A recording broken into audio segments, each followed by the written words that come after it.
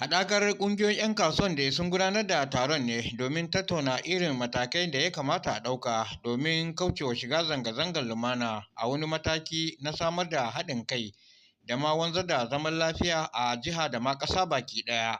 Alhaji Muhammad Ibrahim 86 shine shugaban ƙungiyar haɗakar ƙungiyoyin 'yan kasuwan arewacin Najeriya, ya kirayi membobin ƙungiyar a faɗin Najeriya da su kam su yi zamansu a gida.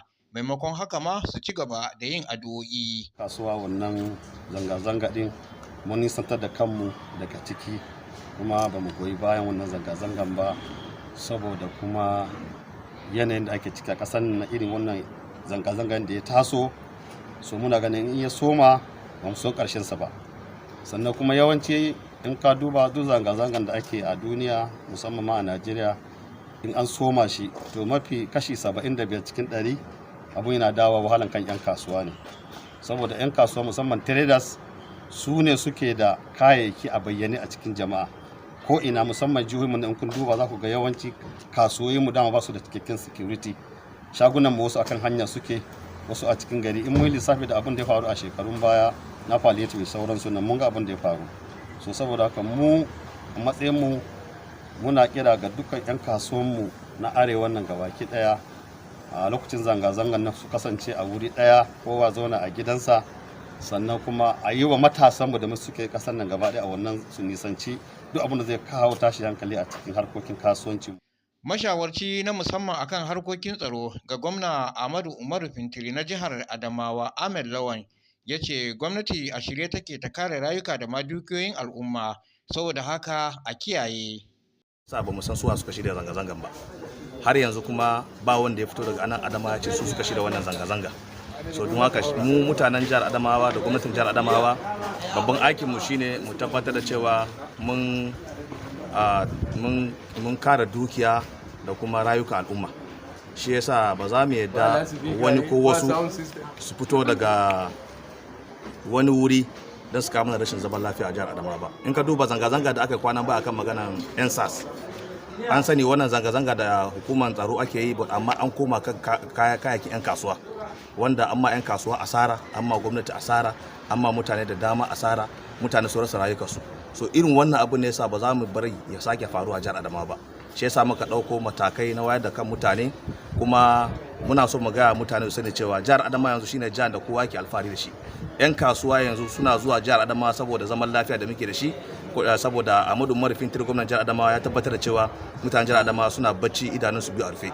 So don haka ba za mu yadda wani ko wasu daga wasu wurare su zo su kawo mana rashin zaman lafiya ba. In ka duba, ita ma a nata bangaren mataimakiyar shugaban karamar hukumar Yola ta Arewa, Sarah Nathan, ta ce 'yan kasuwa su nisanta kansu da shiga zanga-zanga domin lamarin ya fi shafar su.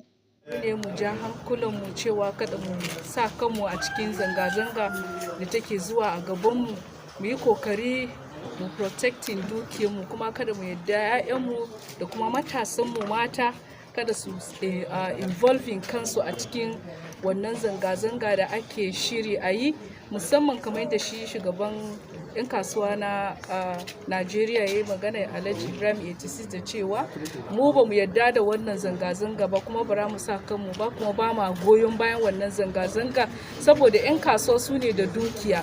Yau idan abu ya shafi ɗan kasuwa ya shafi kowa da kowa. Idan muka bar zanga-zangar nan ya kasance aka kone kayayyakinmu a kasuwarmu, aka barantar da dukiyarmu, ina ne za a je a siya abinci a yi rayuwa? So rayuwa zai koma baya. 'Yan SARS da suka yi ba su succeeding ba, har yau wasu ba su recovery abin da suka rasa ba.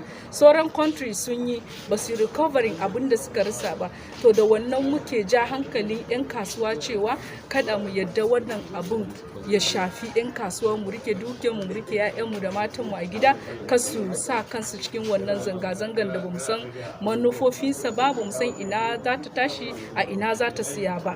So gara mu zona da hakuri da yunwa mu, lafiyar mu kalau da mu rasa dukiyar mu, kuma yunwan na nan, kuma wa'ansu ma zai kasance su rasa 'ya'yansu da matayensu da iyayensu.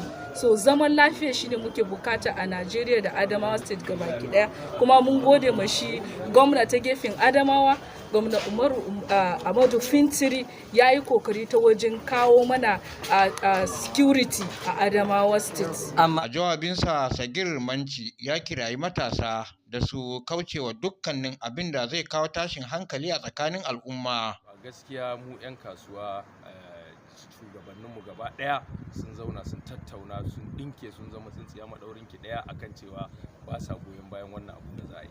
To kuma duk abun da ya faru irin wannan na masifa matasa ne ake amfani da su. Shi yasa mu a matsayinmu na matasa muka ga ya dace da mu ja hankalin 'yan uwanmu matasa. Idan alheri ne za ka gani yawanci matasa suka fi samu, in sharri ne kuma akan matasa yake kare. Kada mu yadda a yi amfani da mu fito domin mu 'yan kasuwa dukiyoyinmu ne za a zo a lalata, sannan kuma duk wani wanda zai asara bayan mai siye da siyarwa ne. So ina fatan 'yan kasuwan mu na Adamawa gaba daya da su kiyaye kada su sa hannunsu a cikin wannan masifar da take neman bujiro, saboda gwamnati tana shirye da ta dauki kowane irin mataki akan duk mutumin da zai fita wannan zanga-zanga ba tare da hujja mai kyau. Taron dai ya samu halartar hukumomin tsaro da ma dukkanin masu ruwa da tsaki akan harkokin kasuwanci da ke faɗin jihar Adamawa. Alhassan Haladu, labaran